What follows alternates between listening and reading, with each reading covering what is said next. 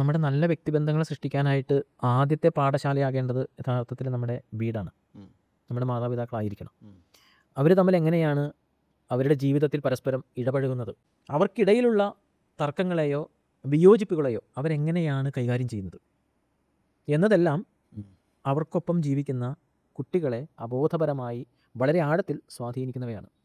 അപ്പോൾ ആദ്യം ഒരു കുട്ടിയിൽ അവന് പ്രത്യേക തരത്തിലുള്ള സ്വഭാവങ്ങൾ വേരൂന്നാനായിട്ട് ഉം.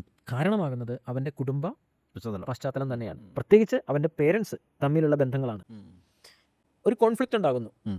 ആ കോൺഫ്ലിക്റ്റിനെ എങ്ങനെയാണ് അവർ ലഘൂകരിച്ച് റിസോൾവ് ചെയ്ത് തർക്കങ്ങളില്ലാതെ റിക്കൺസിലിയേറ്റ് ചെയ്തെടുക്കുന്നത് എന്ന് ഈ കുട്ടി കാണുവാണ്. ഉം.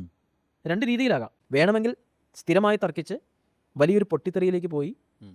വലിയൊരു സംഘർഷത്തിലേക്ക് അത് അവസാനിച്ച് പരസ്പരം മിണ്ടാതിരുന്ന് അത് കുറേ ദിവസങ്ങൾക്ക് ശേഷം അത് അനുരഞ്ജനത്തിലേക്ക് നീങ്ങിയേക്കാം. ഉം. അതും ഈ കുട്ടി കാണുവാണ്. പകരം പരസ്പരം മനസ്സിലാക്കി തിരിച്ചറിഞ്ഞ് സ്നേഹത്തോടെ സാരമില്ല, എനിക്ക് നിന്നെ മനസ്സിലാകും എന്ന വാക്കുകൊണ്ടാണ് ആ പാർട്ട്ണർ പരസ്പരം ആ ഒരു അവസ്ഥയെ ലഘൂകരിച്ച് ആ ഒരു റെക്കൺസിലിയേഷൻ സാധ്യമാക്കിയെടുക്കുന്നത് എന്ന് അവൻ കാണുമ്പോൾ, അല്ലെങ്കിൽ ആ കുട്ടി കാണുമ്പോൾ, അവൻ അതൊരു സാധ്യതയായിട്ട് അവൻ്റെ ഉള്ളിലേക്ക് തിരിച്ചു വരും. അപ്പോൾ റിലേഷൻഷിപ്പ് എങ്ങനെയാണ് മനോഹരമായി കൊണ്ടു നടക്കേണ്ടുന്നത്, സ്നേഹത്തിൻ്റെ അടിസ്ഥാനത്തിൽ അത് എങ്ങനെ കൈകാര്യം ചെയ്യണമെന്നുള്ളത് ഒരു കുട്ടി പഠിക്കുന്നത് ആദ്യം അവൻ്റെ കുടുംബത്തിൽ നിന്ന് തന്നെയാണ്.